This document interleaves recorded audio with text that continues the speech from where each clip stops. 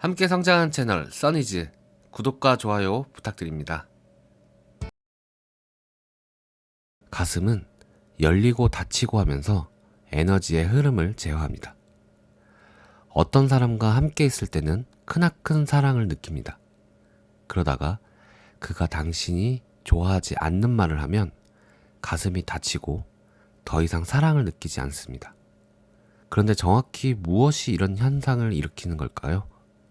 우리는 과거로부터 정리되지 않고 남아있는 고정된 에너지 패턴이 맞기 때문에 가슴이 닫힌다는 것을 발견합니다.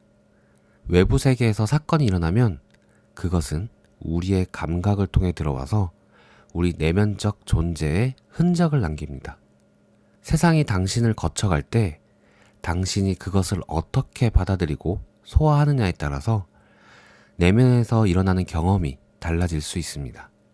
감각을 통해서 세상을 받아들일 때 사실 당신 존재 속으로 들어오는 것은 에너지입니다. 사물 자체가 마음속으로 들어오는 것이 아닙니다. 사물은 밖에 남아있고 당신의 감각이 그것을 마음과 가슴이 받아들여 경험할 수 있는 에너지 패턴으로 바꿔줍니다. 그럼 어떤 에너지가 저장되고 어떤 에너지는 저장되지 않을까요? 고속도로를 운전하면 당신은 수천 그루의 가로수를 지나쳐갑니다. 그것은 당신에게 인상을 남기지 않습니다. 그것은 보이자마자 기억에서 사라집니다.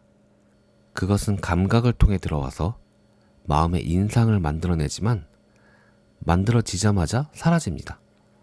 그것에 대해 개인적인 관심이 없으면 인상들은 걸림없이 지나갑니다. 이런 체계가 제대로 작동하고 있는 동안에는 당신도 그 체계도 문제가 없습니다. 하지만 애인의 자동차와 비슷한 파란색 소나타가 나타납니다. 그런데 이 차가 지나갈 때 앞자리에 두 사람이 부둥켜 안고 있는 모습이 눈에 띕니다.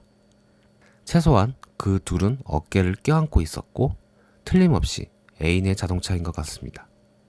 다른 모든 자동차들과 마찬가지의 자동차지만 당신에게는 그것이 그저 다른 차들과 같은 종류의 차가 아닌 거죠.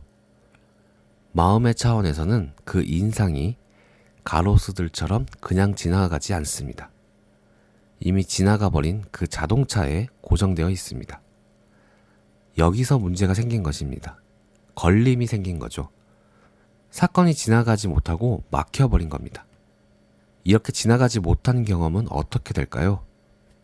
이제 삶은 당신의 주의를 얻어내기 위해 이 지나가지 못한 사건과 다투어야만 하게 되었고 그 사건의 인상은 얌전히 남아있으려 하지 않습니다. 당신은 그것을 끊임없이 떠올려서 생각하려고 하는 자신을 발견할 것입니다. 이것은 그것을 마음속에서 지나보낼 길을 찾아내려는 발버둥입니다. 가로수들은 그럴 필요가 없었지만 이것은 어서 처리해야 합니다. 당신이 저항했기 때문에 그것은 길이 막혀버렸습니다.